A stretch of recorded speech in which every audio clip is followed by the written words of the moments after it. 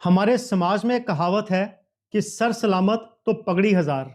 अर्थात अगर जान बची तो बहुत से चांसेस, बहुत से रीटेक मिल जाएंगे।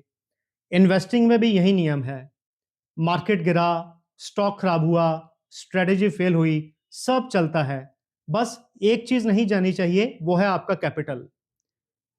एक एग्जाम्पल के थ्रू कैपिटल की इंपॉर्टेंस को समझते हैं। 2017 में यस बैंक बैंक निफ्टी का हिस्सा था। स्ट्रॉन्ग ब्रांड, चमकती हुई फाइनेंशियल रिपोर्ट्स और हर एक एनालिस्ट बुलिश। लेकिन फिर एक रियलिटी सामने आई और उस रियलिटी के बाद यस बैंक अपने पीक से बॉटम तक क्रैश हो गया।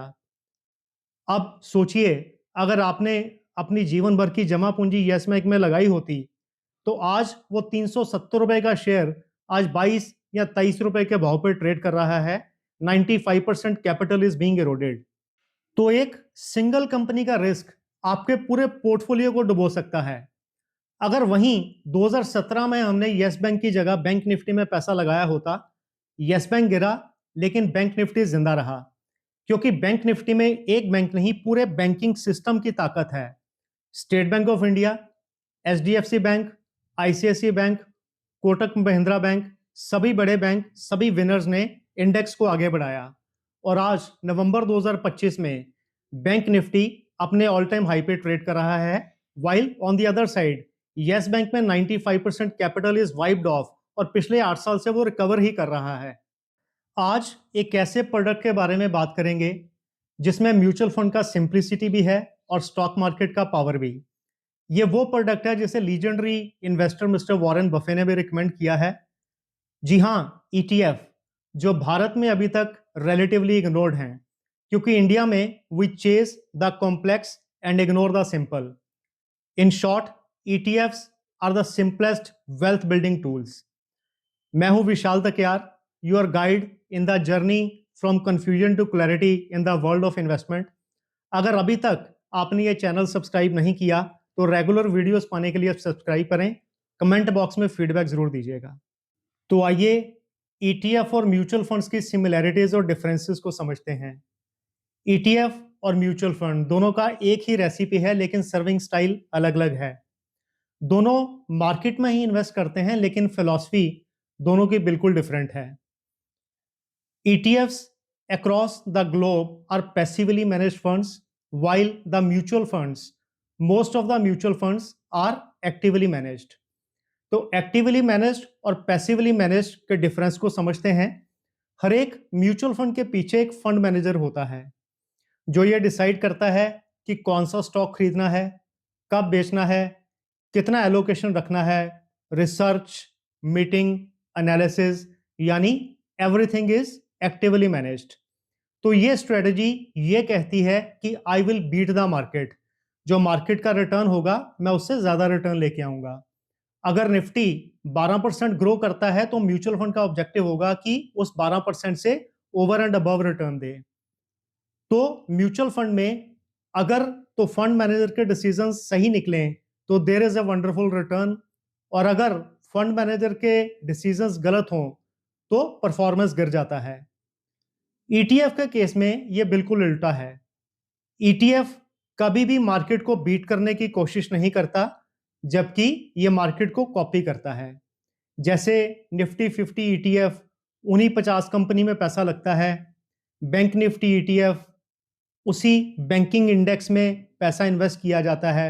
तो as a result everything is passively managed, क्योंकि ईटीएफ के केस में no stock picking, no opinion, no timing of the market, everything is passively managed.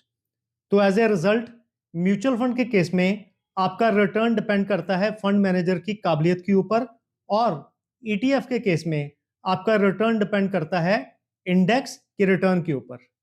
तो आइए समझते हैं कि ईटीएफ और म्यूचुअल फंड्स को कैसे खरीदा और बेचा जाता है। ईटीएफ और म्यूचुअल फंड्स दोनों ही यूनिट्स इशू करते हैं, लेकिन दोनों को खरीदने और बेचने का तरीका बिल्कुल अलग है। म्यूचुअल फंड के केस में यूनिट्स एएमसी या फंड हाउस इशू करता है। मान लीजिए आपने एचडीएफसी की किसी म्यूचुअल फंड स्कीम में 10 लाख रुपए इन्वेस्ट किया, तो फंड हाउस उस 10 लाख रुपए के शेयर्स बाय करके आपको यूनिट्स इशू कर देता है।